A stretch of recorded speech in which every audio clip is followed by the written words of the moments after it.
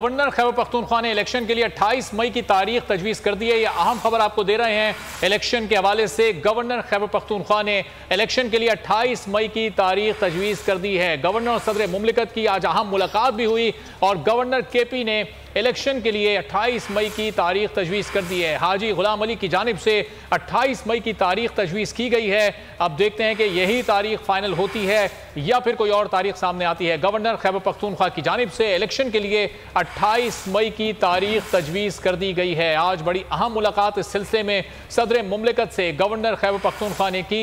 28 मई की तारीख अब ये सामने आ गई है। जी हाँ, अहम खबर आपको दे रहे हैं कि गवर्नर केपी ने इलेक्शंस के लिए 28 मई की तारीख तजवीज़ कर दी है।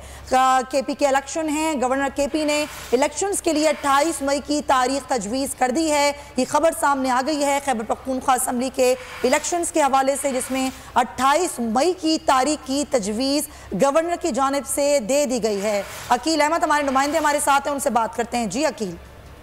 जी देखें, बिल्कुल आज इलेक्शन कमीशन में खैबर पख्तूनख्वा में इंतखाबात के हवाले से अहम मशावरती इजलास हुआ। गवर्नर केपी की इस इजलास में शिरकत थी और गवर्नर केपी की जानिब से जो है वो अब खैबर पख्तूनख्वा में 28 मई को इंतखाबात कराने की तजवीज़ जो है वो दे दी गई है इलेक्शन कमीशन को।